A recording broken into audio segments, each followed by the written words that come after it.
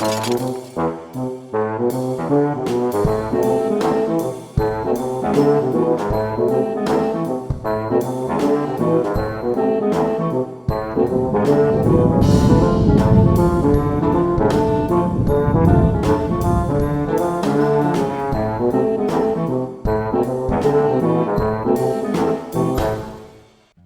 Christmas, everyone. This is TimeRider. I'm still working on my newly remodeled bench, but I had a couple of videos in the can, as they say. This is the Matchbox 25B Volkswagen 1200. There are those who would say that this car was designed by Adolf Hitler, and if Uncle Adolf were still among us, he'd probably take the credit. As I understand it, he was just that kind of guy. While admittedly, he was the impetus for the car, a cheap, easily mass-produced car for the average German Hans, not Joe, Hans. It was designed, however, by Ferdinand Porsche. Mercedes-Benz also boasts that the concept was theirs, a claim not entirely without merit. That said, Germans under Nazi Germany never really had an opportunity to enjoy the car, known simply as the Type 1, because it wasn't widely produced until after the war was over. This is probably the most storied car ever made anywhere at any time, and it was eventually produced in over a dozen different countries and half a dozen plants in Germany as well. Well, I'm going to restore this little Matchbox representation, so stick around. So these cars were always this light blue. They did have 3 different colors of glass and 3 different colors of wheels. They only had black wheels in the very last year they were produced. You know, I bought a lot of cars that have these letters on the bottom, and it took me a while to figure out what it is, and I probably should have figured it out sooner, but my guess is that whoever originally owned this little toy had a sibling, and Mom took nail polish and put the first letter of each sibling's name on the bottom of their toys so they wouldn't argue. It was held together with one post and a tab and came apart fairly easily. The axles were both bent, and of course the little door on the back was missing. You know, the Germans, I think it's pronounced Käfer, which means beetle, but in France, they called it the ladybug. And don't ask me to speak French, because I can't. Other than, like crepe or something like that. As always, I'm going to clean up this post, because I want the thing to go together easily.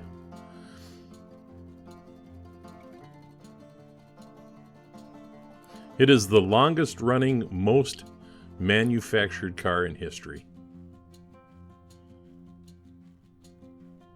And of course, when you're tapping this thing, a little bit of back and forth is always good. Especially if you feel the tap starting to bind a little bit. That means that the channel's filling up. And, put a button screw in it, because, hey, I gotta put it back together, right? Hitler wanted the car to carry 2 adults and 3 kids at 100 kilometers per hour on 7 liters of gasoline. I sourced this out from Steve Flowers, I think. It was rough, but it's small. I mean, if you look at it, it's about, a third the size of my thumbnail. But I used to do this for a living, deburr things, so I get the pleasure of deburring this little engine door. The casting was pretty rough, but boy, I tell you, I don't know that there's anything I could have done for that. It fit. That I'll give it credit for that. I've had really bad luck lately with parts I get from elsewhere. And into the primordial ooze. Boy, I'll tell you, and that blue's got me scratching my head. I really had to think on how I was going to come up with that. Give it a shake for luck, and then we'll take the wheels off. It was air-cooled because Hitler, and I quote, said that every country doctor couldn't own a garage. And they were just starting to use antifreeze about then, so I remember my dad telling me that he used to use alcohol and water, and then he would drain his cooling system every night because it would still freeze if it got cold enough.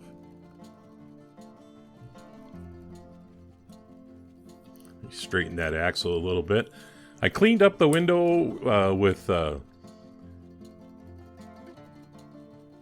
with my Novus plastic cleaning. There was a spot on the one side that I just couldn't get rid of. You know, they made over 21 million of these, and the 1 millionth type one was gold and bejeweled. This one had gray tires. Most of them had gray tires. Fortunately, these tires were still in really good shape.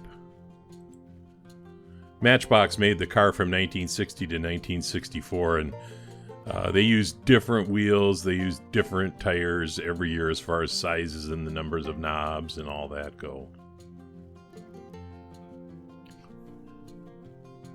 And, you know, I have to preemptively apologize to you guys because as much as I was concerned about this paint, this blue paint, I didn't take any footage of me actually painting it.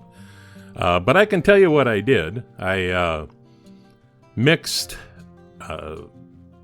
Redline Shop base coat, which I love because it doesn't have gigantic metal particles in it. Whenever I use the Tamiya metal flakes, it always seems like the particles are so big. So I took the base coat, the Redline Shop base coat, and I added blue Spectra Flame and tinted the Redline base coat until I got an approximation of the color I was looking for. This casting was not too bad. There was a few rough spots on it, but I'm doing a restore, so I'm not really going to mess too much with sanding off casting lines and things like that. But once I got everything all deburred and cleaned up and ready for paint, I thought I'd throw it together once just to make sure everything still worked the way it was supposed to. Not too bad, at least as good as the original, I suspect.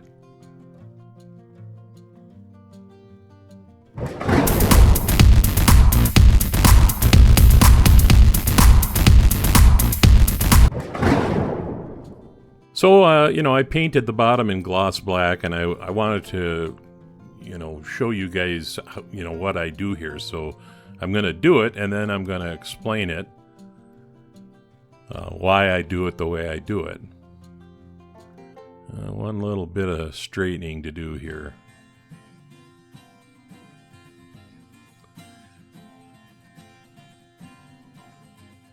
And you've probably seen me do this before, where I grind this depression in the top of the axle with a grinding ball.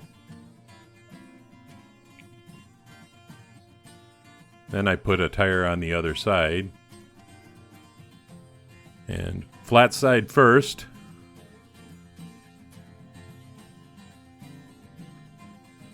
And then the rounded side. And here's why. You know, when you get done grinding that axle off, you probably got something that looks kind of like this. And so you take the grinding ball and you grind a depression in the top of it, and it looks like this. And then when you hammer it with the flat one, it flattens off the top, and you wind up with something like that, which you can then round off with the ball peen hammer. At least that's my theory, and it does seem to work.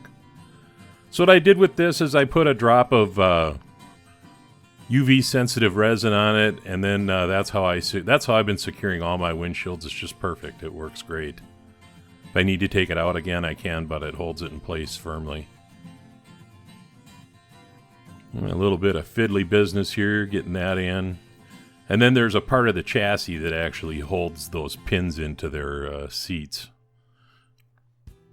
So anyway, you know, in 1999, they did a study or a survey or whatever you want to call it, and this finished up as the fourth most influential car of the century, behind the Model T, the Mini, and the Citroën DS. And I got to tell you, I understand the Model T part, but really, the Citroën? I don't think so. This is number 2, easily. Maybe even number 1. I think the blue turned out really well. I polished off the axle ends, and yeah, I know I got one of them on the wrong side. I don't know why I just do that stuff.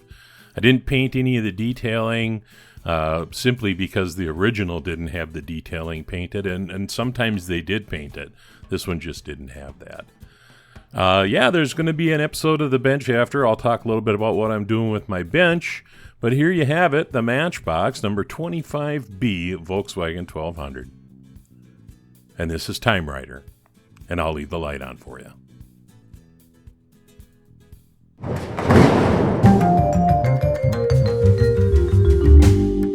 Hey, thanks for sticking around for this episode of The Bench. As I've said before, the hobby grew and my bench sort of just grew along with it without any rhyme or reason. And I've been thinking for a while that I really needed to redo the whole thing. The first thing I did was empty a closet to make space to put everything. I thought that the linoleum covered the floor because I live in a manufactured home. Anyway, I tore the carpet up in the closet and this is what I found. The linoleum does not go to the end of the room. It goes about a foot. It's no big deal. I'll keep the carpet and I'll fix this part of the closet floor with adhesive tile or something. Of course, the big concern is the water encroachment. Fortunately, the wood flooring is solid, so whatever it is, it hasn't been ongoing. And this is a wet wall, and there's a bathtub on the other side. So I'll look into it when I'm done, because my house looks like a warehouse right now. So I really need to get working on this bench. So that's pretty much what I've done. I like a desk height desk. And so this part of the bench, I bought a 6-foot and a 10-foot section of this countertop on clearance at Menards. So I made a desk height area where I can do all my recordings. And then I put in a long area here where I can do the, all the work. And part of the thing is I'd like to set up my paint booth and not have to take it down. I'd actually like to upgrade my paint booth. So anyway, I'll keep working on it and I'll let everybody know how things are going, and hopefully it'll be up and running here by this weekend, and we'll see. Anyway, I did want to give you a peek at something that I have been working on, and that's this Acura that I've shown on my my community page. I've tried something a little different here. This is glass paint. And yeah, it's got a clear coat on it, but I'm just amazed at how beautiful the paint turned out. So that's going to be one of the first things that I finish up. I'm waiting on a set of wheels that are coming from like the Far East. But when they get here, I'm going to try to do something special with this. So anyway, everybody have a Merry Christmas. I lied. Santa is here. And I'll hope to see you at the next video.